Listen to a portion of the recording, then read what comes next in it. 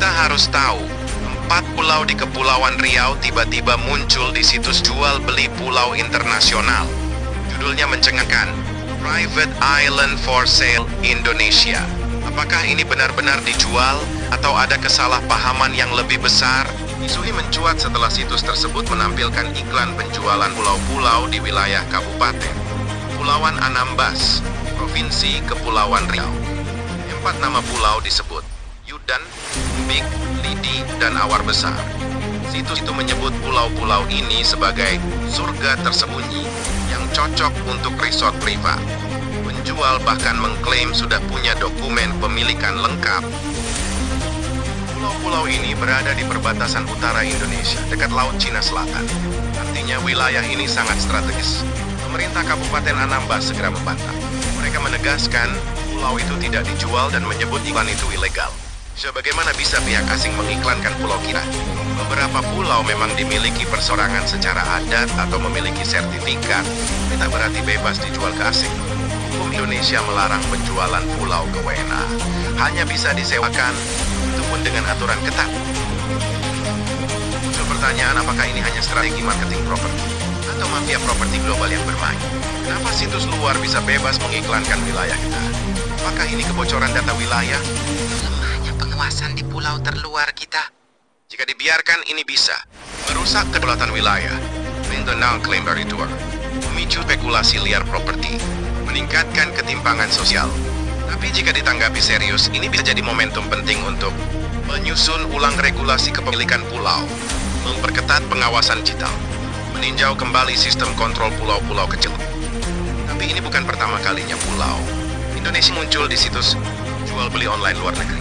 Pada tahun-tahun sebelumnya, pernah juga muncul kasus pulau Sulawesi, Kalimantan, bahkan Bali yang diklaim dijual oleh pihak tertentu. Semua berujung pada satu masalah utama, minimnya digital sovereignty atau kedaulatan digital Indonesia atas informasi wilayahnya. Artinya meski kita menguasai pulau itu secara fisik, kita sering kecolongan secara informasi. Situs luar bisa dengan mudah memanfaatkan gambar satelit, data open source, bahkan memanipulasi informasi administratif untuk kepentingan promosi. Bayangkan kalau investor asing benar-benar percaya pulau itu sah untuk dibeli, bisa jadi sumber konflik, bisa jadi dasar klaim palsu. Ini bukan cuma masalah jual beli, tapi potensi celah yang bisa dimanfaatkan oleh kekuatan asing. Kenapa ini berbahaya? Pulau-pulau kecil punya nilai sangat besar. Lokasi strategis, militer dan geopolitik. Sumber daya alam seperti gas bumi dan perikanan, potensi pariwisata eksklusif bernilai jutaan dolar. Tapi karena nilai kecil dan jauh dari pusat pemerintahan, pengawasan terhadap pulau-pulau ini sangat lemah. Apalagi kalau masyarakat setempat tidak dilibatkan dalam perlindungan dan pengelolaan wilayahnya. Kita sedang bicara soal kedaulatan tersembunyi yang tidak kasat mata di layar berita, tapi berdampak besar di peta politik dan ekonomi global. Kita harus sadar, menjaga kedaulatan bukan hanya soal militer dan batas laut, tapi juga soal siapa yang mengontrol narasi tentang wilayah kita. Dan ini jadi tantangan besar di era digital saat ini. Kita harus tahu bahwa kedaulatan informasi sama pentingnya dengan kedaulatan teritorial.